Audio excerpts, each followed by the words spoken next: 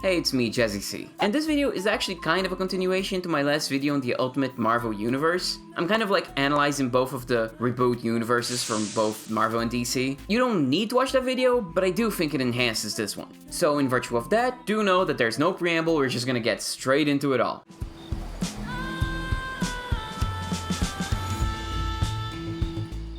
Let's turn over to the Absolute line of comics by DC. This one is actually even easier to get into than the Ultimate one, because there's no backstory necessary at all. You can just drop in. Also, if I'm being honest here, it might just actually be better overall. And I'm saying this as someone who has always been a Marvel peep. The Fantastic Four, Spider-Man, Deadpool, Black Panther, X-Men, Iron Man, She-Hulk, all my favorite heroes are there. And I'm not even that familiar with the ongoing comics from DC, mostly just their graphic novels. So I don't say it lightly when I say that the Absolute line is better overall. Or at the very least, they have a better batting average. Now, there is backstory if you care to know, it just isn't necessary. Okay, so in the miniseries for the Absolute Power event, Amanda Waller decides to go all MCU Zemo and is like, let's get rid of all superpowered people, period. Most of the mini here isn't relevant to us, but I did read it and thought it was pretty cool. Nothing groundbreaking, but explores really well what makes a hero. Spoilers, it's not the powers.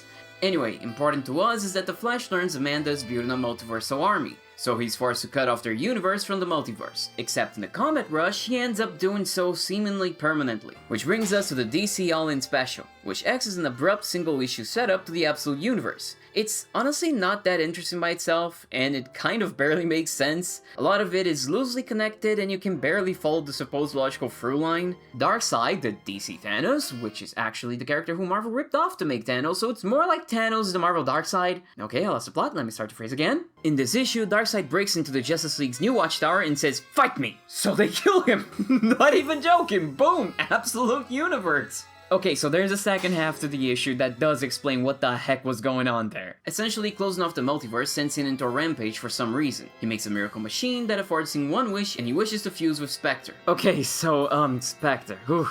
Alright, so he's like God's agent in our world? Like Capital G God? Like Yahweh? Jesus' dad? And or hin and or neither? The Christian God? Yeah, well, he's canon in the DC universe. There's more lore to it, but let's just leave it at that. Anyway, so Spectre is like super powerful, has divine knowledge, can randomly just remove magic from the universe, he's a whole thing. Spectre is all like, Darkseid, you are part of God's plan, light cannot exist without the dark. And Darkseid's like, I don't want to be a part of God's plan, I want to kill. Spectre tells Darkseid that he is literally the embodiment to the opposite force of life in the universe. It gets very into the meta-narrative of comics here. It goes on to talk about how his power ebbs and flows, as in it's inconsistent between stories because of different writers and because he is what the narrative needs him to be for the good guy stories to, you know, work. The absolute villain that exists so that good can persevere, essentially. He has no double in the multiverse because he is an essential force of it, hence also why he went on his rampage. He felt weak and hungry for power since he was connected from the rest of his essence left in the greater multiverse. I think.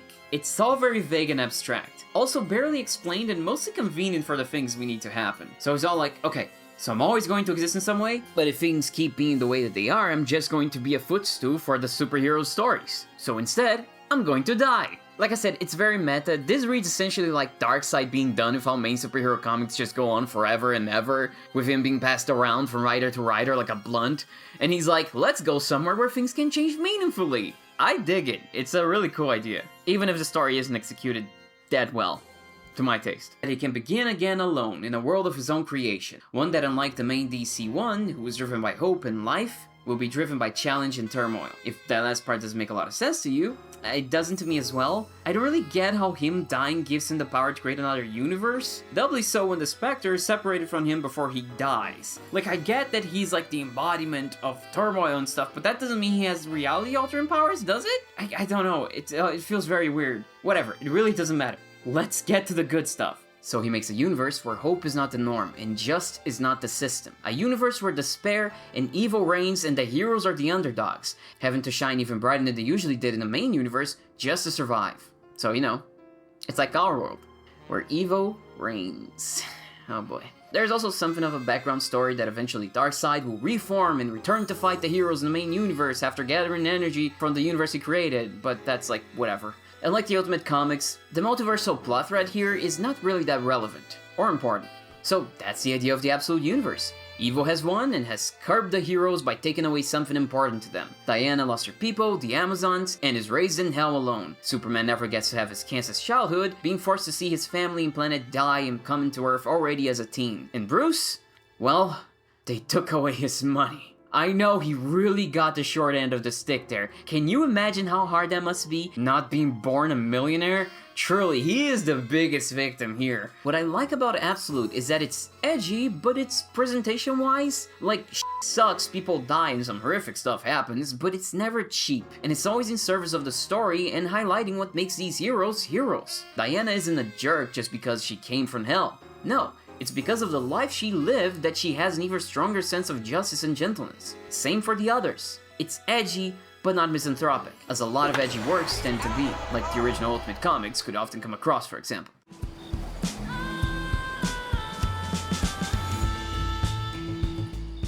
Absolute Wonder Woman is about the best comic in this line, my dude. I love it so much. Okay, so Zeus gets rid of the Amazons for their crimes against the gods, and as a bonus, kidnaps Princess Diana and sends her to hell to be the ward of Circe, who is also stuck there due to her own defiance of the gods. Now, Circe is one of Diana's arch nemesis in the main continuity, so her raising Diana is crazy, but I swear it's the sweetest thing ever. The comic does a lot to develop the relationship and imbue it with emotion, and I maybe cried twice. Which isn't saying a lot, I cry a lot. I am a crybaby, it's very easy to make me cry with media. Still, at the end of some issues, we even get little comic strips of young Diana and the many hellish beasts she kept as pets, because she can't help but just be nice to everything and everyone. It's so cute! The way the comic visually shows Diana growing in the passage of time and all the lessons Circe imparts is simple but very effective. Like, this is great paneling. Not to mention using some very beautiful page spreads. Now, this is a comic that sells itself on you very fast. Diana learns a lot from her adoptive mother, including witchcraft. Yeah, this Wonder Woman is a witch, and it's awesome. None of that Harry Potter shit.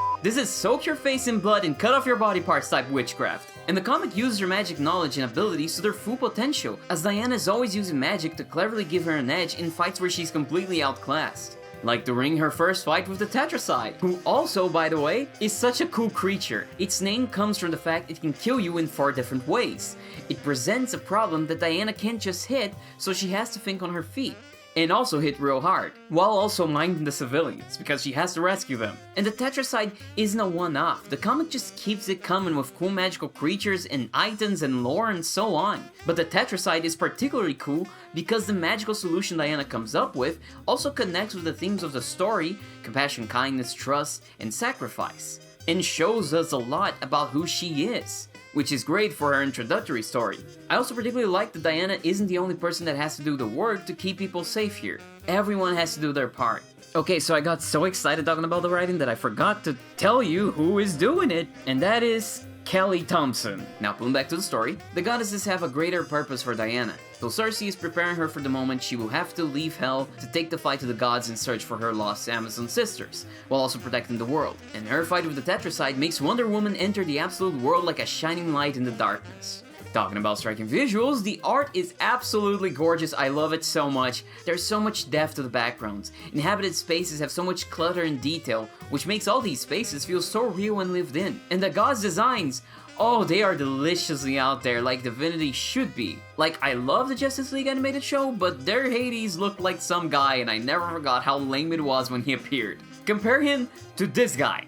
It's like Hercules' Hades let his hair grow a bit too out of control. And god, this is one of the best Wonder Woman designs ever. Look, I'm not saying she has to be mega buff, but it kills me every time I see a supposed powerhouse superheroine with Barbie arms. Look, I thought about ranting about this sort of thing, you know, misogyny in generals in comics for a second here, but honestly, it's clearly on its way out, so for once, I'm just gonna take the W and be happy. William, my friend, your dream has come true. We're surrounded by muscle mommies. But Diana should at least look like an athlete. Absolute Wonder Woman is buff but doesn't have mega defined muscles, though you can still see their shape and form. It just feels right for a Diana that is half witch, half warrior. Her outfit screams dummy, but her eyes say mommy. But before you judge me, let's remind ourselves that the intention behind the creation of Wonder Woman was explicitly to make a dummy mommy. So don't even at me, okay? I have historical backing to the things I say. not just internet brain rot. Though that's a part of it. The art comes to us courtesy of Hayden Sherman and Jordi Belair for the colors. Let's talk about Diana's nocturnal arms. The lasso of truth? Get out of here with that shit.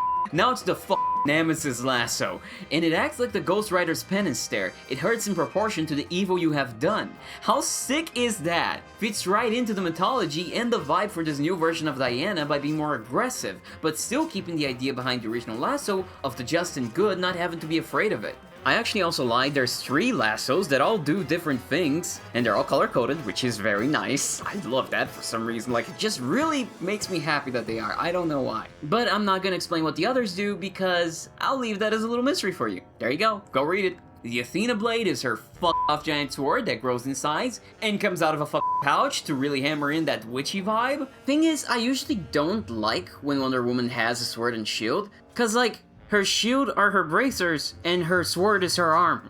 Why would she need those things when she already has them? You know what I mean? But the Athena sword just makes sense here, with all the other witches too she has. And it doesn't feel like it runs counter to what she represents. Cause, you know, main universe Diana is very much an agent of peace, so it is always weird when she has the sword, and also, it just kinda makes her look weaker in comparison to the other superheroes who are out there just punching people. Like, oh yeah, she needs a sword, yeah, the woman needs a sword, the guys can just use their fists, you know what I mean? And to top it all off, Diana rides in on a fucking undead Pegasus, rather, the Pegasus, who was slain by Zeus, meaning her and her ride got a bone to pick with the big Z. I do so appreciate also that the comic sets up a wide supporting cast of characters for Diana to bounce off of. Is that right? Bounce off of? I don't need the second off, right? It would have been easy to just leave her by herself, but I'm glad that they did it. And I'm glad that they are actually using the side characters. So yeah, I can't sing the praises of this comic enough. It's top notch, and I'd argue the best of the absolute bunch, with exception maybe to absolute Martian Manhunter.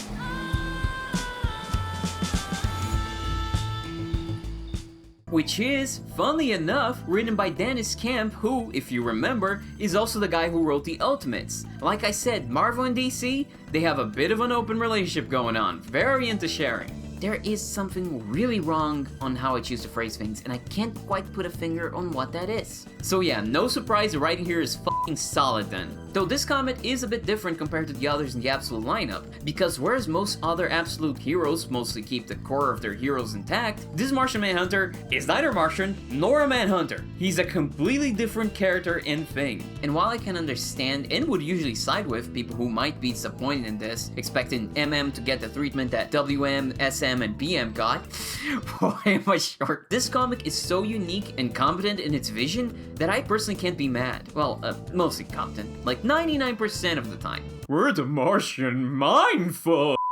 It's just dumb, I'm sorry.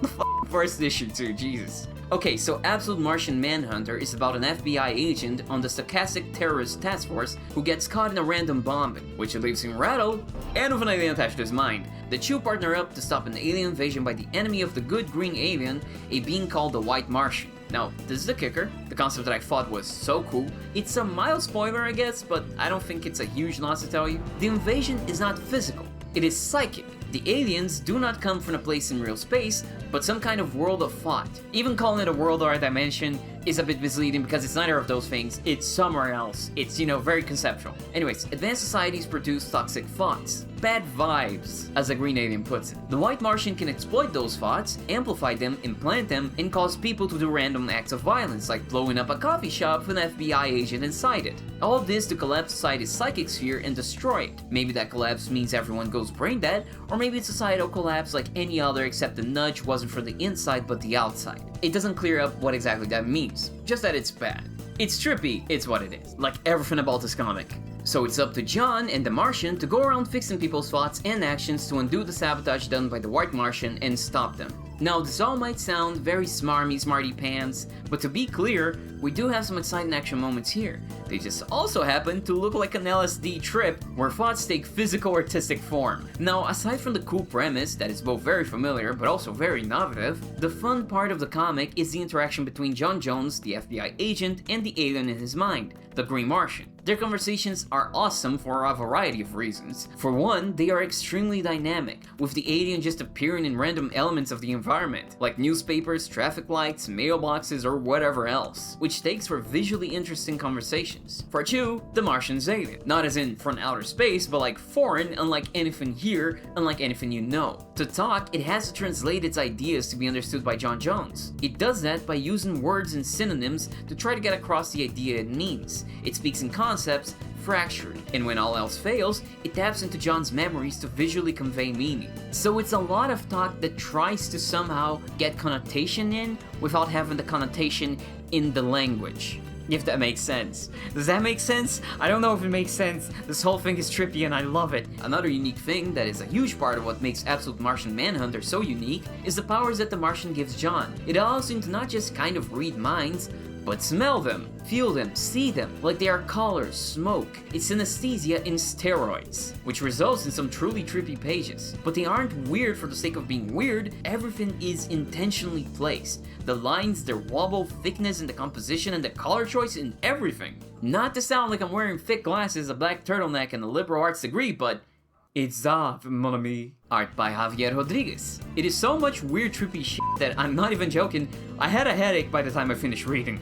Like, this shit is awesome, but Christ man, it's a lot. Brutal on the mind. A mindfuck, if you will. A Martian mindfuck. Oh god damn it, I don't want to validate that shit. It's so dumb. I am particularly fond of the moments when a common turn of phrase is turned literal. It's on the nose, literally, but after pages of trippy shit, you learn to appreciate the simple stuff too. But it's truly a comic that fully utilized its own medium, from the way the fonts are used, to panel composition, to even offering you a page that reveals a secret only when you hold it up to the light. It's crazy cool stuff. I couldn't enjoy the secret and tactility of it because, you know, the issues aren't here yet.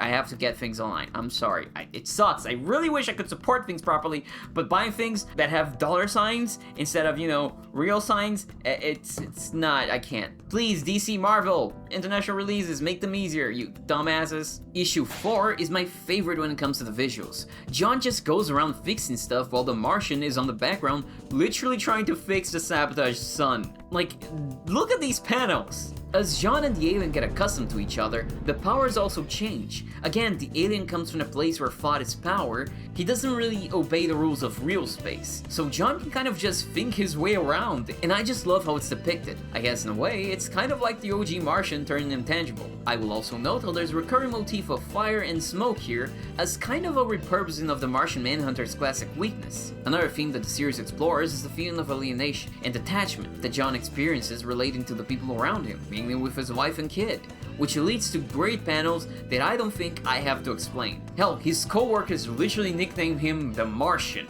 even before the actual Martian came along. Well, I mean, he's not an actual Martian, like I said, look, you get it. Only thing that worries me is how the comic so far has seemingly brushed off the fact that there's a bunch of people who were literally mind controlled.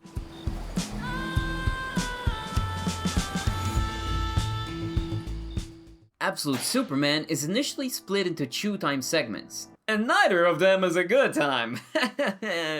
I'll be here never. Back in Krypton, Kal-El leads a peaceful farm life in his weird-ass planet with his family and dog. No, seriously, Krypton is very weird here, and I kinda love it. Very sci-fi. But they begin to notice strange things happening to the fauna and flora and in the Earth itself. Outside his family, Krypton's people are divided into the science and labor guilds. Labor is treated as nothing more than grunts that are best seen working and not heard talking. Kal-El's family is part of the labor guild, so when they bring up their concerns, they go unheard. And the story goes on from there. It's honestly my favorite of the 2 sides of the comic at the start. The second segment happens during present day, with an older Kal-El, now on Earth, living on the run from the private military branch of Lazarus Corp. The story cleverly weaves both narratives together thematically by showing Earth's parallels with Krypton, with Lazarus' exploitation of their workers and the Earth. These parallels are not lost on Superman, and they are what motivates him to help the people of Earth, to ensure another Krypton doesn't happen. You'll see this even more of Absolute Batman, but there's a whole bunch of commentary and themes about labor abuse and oppression in the Absolute line. Definitely just fictional stuff though. No such things happening nowadays. So, was that Jeff Bezos? What are you doing here, Jeff? Oh, you're going out to lunch for billionaire buddies Elon Musk, Mark Zuckerberg, and Sundar Pichai? Well, that's fun.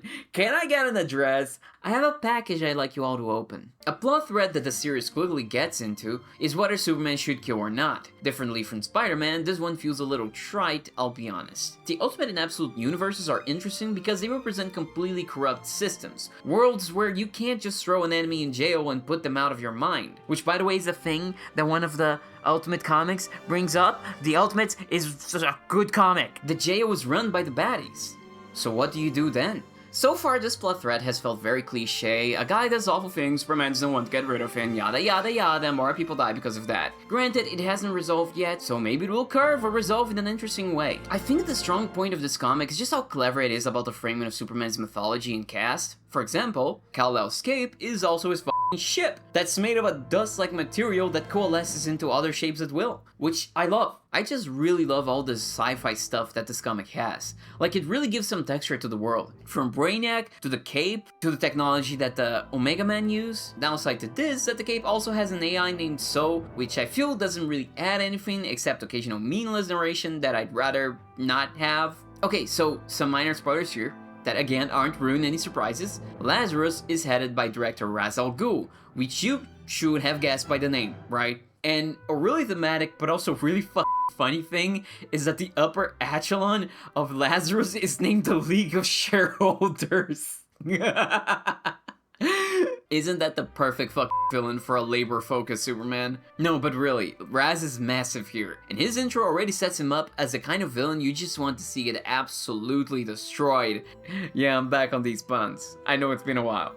Another villain working with Lazarus is their trusty AI Brainiac, and boy, Brainiac's origin is so good. Now, his design and intro is the kind of edgy that immediately makes you a bit worried that we're getting a modern Joker face moment, but thankfully, his up state of being is actually an important part of the story, because he's kind of a foil to Superman in a way. Oppression can make you, it can galvanize you to turn your pain into something beautiful, the will to be a hero, to never let anything like that ever happen again to someone else, like with Kal-El, but Brainiac, however, is the other side of the coin. The far more common result of oppression, which is what happens when it breaks you. Not what happens when it turns you into someone who wants to oppress other people, but someone who is truly broken by it. I need to make that difference clear. Lois Lane is also here as a part of Lazarus' army, which does fit her, as she has always been a determined, stubborn military brat. It's weird at first, but the more you think about it, the more it works. Though I gotta say, in the middle of a crisis, Lane here is sniffing Superman. I don't like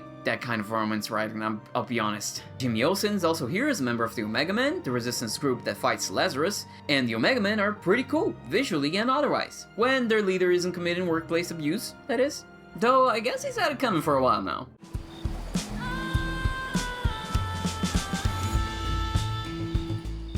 Absolute Batman looks like he shoved Christian Bale and Robert Pattinson to a sandwich and ate it. Look at this unit of a lad. He's younger than me and he's like twice my size and width. I think out of all of these comics, Absolute Batman is the one of the most interesting and clever rearrangement of the bits and pieces of the hero's original mythology. It's all different, but all familiar. Every issue feels so dense and rich. This is Scott Snyder at his best. Bruce was born to a family of working class people, and one of them is even alive. Surprising, unusual for Batman. Famously dead parents. The other died in a random shooting that echoes Bruce's original, origins, by happening during an outing that was quote-unquote his fault. It's during a trip to the zoo that Bruce won from an engineering contest thing. Oh yeah, this Bruce is also an engineer. Hands-on kind of guy, a greasy geek. And this aspect of him really shows with his new costume and his bat fingers framed stilts, whatever the f these are. Thumbs.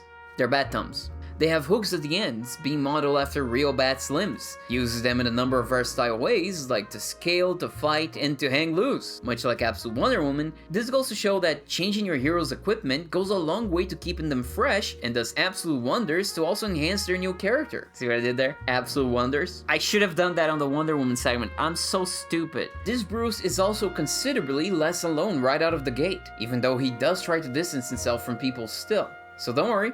He is still a broody bat. This Bruce is considerably angrier and more aggressive, which is a nice departure from stoic Batman. That IMO has gotten immensely boring. This Bruce has a lot going on. As competent as he still feels like a young, angry boy to me, you know? We have Martha, why did you say that thing? Wayne, who works with Mayor Gordon. Yeah, dude went to politics after the Force. He truly can't help but to try and fix things from the inside, even though we all know Yeah, it's broken.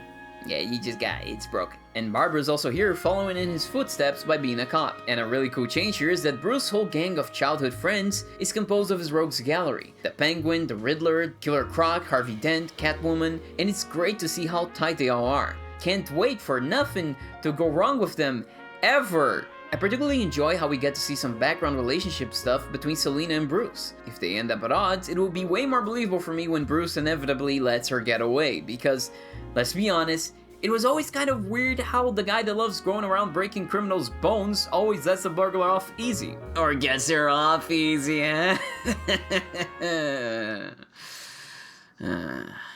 The first arc of the series is extremely solid because of the thematic resonance of the Black Mask's big plan, which I can only describe as an advanced capitalist dystopia's version of a YouTuber social experiment. And I just realized I am describing a Mr. Beast video. It's a morality problem to the average person that kind of reminds me of the Dark Knight's boat scene, and even Batman himself is offered a deal that just kind of makes sense in a utilitarian way. I think the series does cool off after that, pun intended. The quality overall doesn't nosedive or anything, it just feels kind of less thematically impactful. Though they do set up a few teasing crumbs about bigger things and plans in motion that are tied to the overarching plot, which will keep you hooked no matter what. Like the Joker, who's a CEO in this world, and is nicknamed as such because he doesn't laugh. Once again, a CEO versus a working class hero, what could they have meant by this? Arkhan's also not an asylum here, but a black site owned by Joker's company, which is such a great way of showcasing how f***ed up this universe is, because, metaphorically, it's the maniacs running the asylum now. Huh? Right? I truly appreciate how in-depth this work also goes on in who this Bruce is and his logic, which is similar to main Bruce, but in key different ways. His internal logic is mostly developed during issue 4, as it shows his early days as he's developing his Batsona, so to speak. His initial design also looks a lot like Batman's original vampire-like design, and that's f***ing awesome. For one, he realizes beating up thugs is not enough, since they are also just desperate people. He figures he needs to go after the people at the top that profit and enable the misery. The source. The whole of issue 4 is wrapped around thematically by a conversation Bruce had with his dad while showing different time frames in his life and events that tie to it. Absolute Batman doesn't do it every issue, unlike the Ultimates, but the strong writing and thinking required for doing this kind of thing is always present for all the series. Like using Alfred, who's still a super spy here, as a narrative framework to get us to know everything on the first issue. I really do love the art and paneling. The comic actually loves using very small panels, which serves to keep the action kinetic, and also makes all the issues feel very dense with information. But it also makes it so that whenever the bigger panels do come in, they feel that much more special and emphatic. There's also a liberal use of shadows and colors to really set the tone in certain scenes. I also particularly love how they leave Bruce's open mouth in the shade, so he looks just like a furious shadow come alive. Issue 2 I think best exemplifies all that is great with the art. Nick Dragota does the art and Frank Martin the color. Lastly, the violence is also woof! Love how brutal it is. It really serves a Batman comic to be the most realistically brutal of the Trinity, since he is, you know, just a man. Oh, wait, no. Just a bat. Why do I always end up singing in these? But in the world of a man dressed as a bat breaking people's necks, the most unbelievable part is he being 24. And already haven't had like 5 different public service jobs. God, he's younger than me. Death to Kronos. 24? This competent? No, that's peak fiction. That's absolute insanity. You see what I did there? Absolute insanity. I am gonna fall off my chair.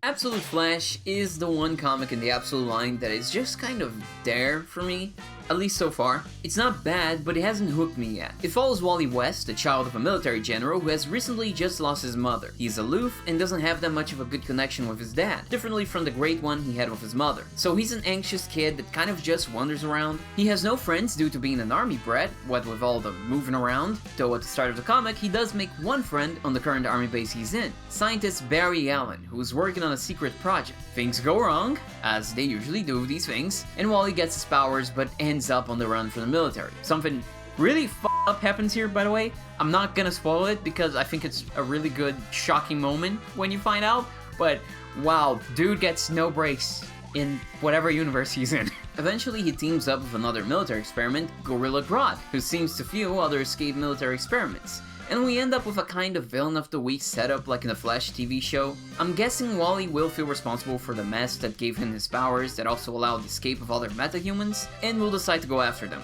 I'm guessing that's gonna be the case. Again, we haven't gotten that far yet with this book for me to tell you that's 100% what's gonna happen. One thing Absolute Flash does really well is the way that it ties Wally's personality and flaws with his powers. It's a good setup where his powers can be really destructive if he doesn't learn how to cope with his inner world and his body's self-sabotage. You also just love to see both Barry and Wally together in a mentorship relationship, and I'm glad we're really seeing this here. So yeah, not much to say here, which to be fair, is probably because this is also one of the Absolute comics that came after the original 3 of the DC's Trinity, so it has less issues out compared to those. And since we're on the topic, the last comic we're going to be taking a look at is Absolute Green Lantern, which pretty much released alongside The Flash. Hey, Future C here, and I was looking online when I saw a comment that kind of made this comic click for me. I saw somebody say that Absolute Flash is very much like Ultimate Spider-Man, and that just made everything make sense because yeah, that's exactly it. It's gone about a young boy with superpowers trying to find his place in the world with problems that are going to be very relatable to that audience. And in that sense, I think this is super cool. And I also think that's probably why it didn't click for me. I'm not a teenager anymore. I definitely feel like sometimes comics have veered a bit too much towards an adult audience. I don't feel like there's a lot of good comic books for like teenagers. It's very much either a very kid comic book or a very adult comic book. Haha, win a Toys R Us shopping spree with Avengers issue 200, where Captain Marvel has her rapist baby! Oh, Christ, man.